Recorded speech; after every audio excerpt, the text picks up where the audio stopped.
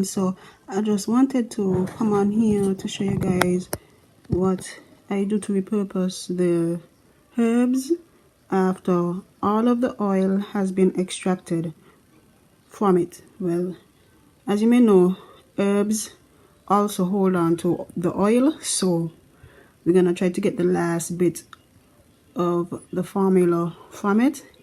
And what I've done so far was to take about half of the contents from the jar and put it in a food processor, and this is how it looks. As you can see, there's not much oil left, so what I'm going to do is add some warm water to it and see if I can extract, let's say, somewhat of a juice from it, or probably do like a pre-pour tea rings or something like that. But I'll definitely have to add some sort of liquid to it. Maybe I might just do, instead of water, probably I'll add some aloe vera and do a pre-pour treatment with the oil. So this part I was thinking about doing a tea separate from it, but I'm pretty sure all of the nutrients have already been extracted from it since it was soaking in oil for about 3 to 4 months. So I'm not going to go past 4 months with using this same batch. I'm going to toss it, but before I toss it, I would like to repurpose it. So that's what I'm doing right now. So I'll get the aloe vera and mix it with the herbs and then come back and show you guys how it looks. So while the other herbs are out there being processed and ground finely, I decided to get the aloes and put it in the blender. And then I have the vetiver here, just to make it a little easier. Like if you're lazy, you just dash in the vetiver in the blender with the aloes. So it's gonna blend together. I don't really have to add no water, but the water of choice would be spring water. Now you could use distilled water as well. Well, now that I add the other half of the herbs, you can clearly see we have a change of plans. Excuse the noise on the outside, there's some construction going on. So yes, I'm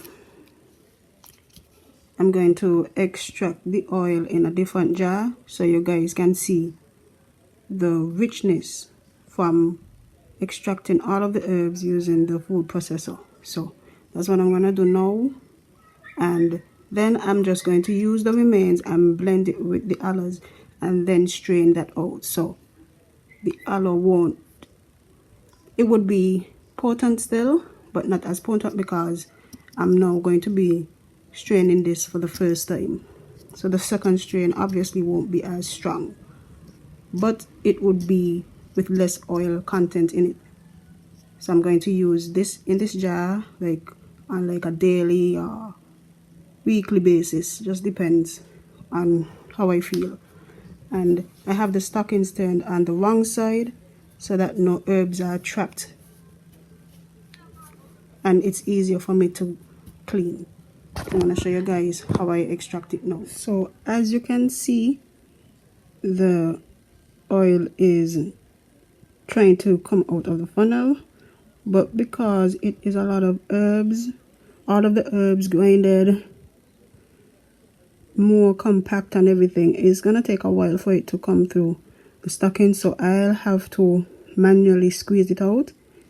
So as you can see, the extraction process at the end takes a lot more time, a lot more effort, and a lot more work, a lot more processing, rather than the easy infusion and then you strain as you go. But I will tell you right now, I think the results are going to be going to give you a lot richer oil, a more potent oil. I don't know if in fact it's going to be a higher performing oil, but this should give the remainder of the nutrients that were trapped in the herbs after the 3-month infusion. So you see, you can still use the herbs, don't toss them, just find a way to repurpose them, right?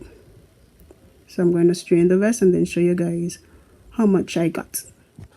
So this is how much oil I got. I mean, it was a pain to extract, but I got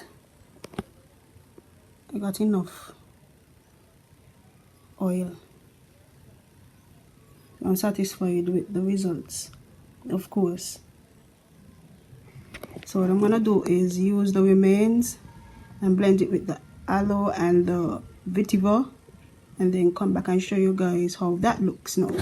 So this is how the mixture looks. As you can see, there are still particles that are very visible, so I'm going to do a double strainer method that I always do to extract the content from all of the herbs, and then the residue. Now this part is where I will dump the residue. Alright, so I'm gonna show you guys how that looks next. So this is what I extracted from the mixture,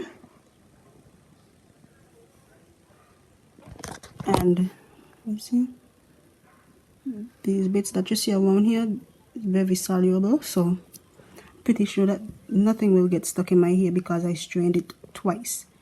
Alright, so I'll just show you guys how much I got.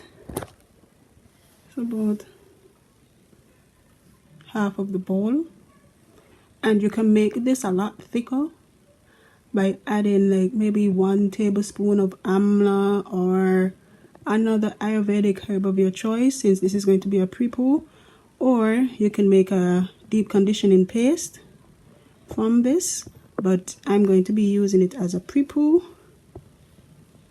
and leave it at that. So the next time I do my infusion after 3 months, I'm going to try out a deep conditioning paste with that mixture, because I'm going to be making a much more potent oil the next go around. But this is what we have here.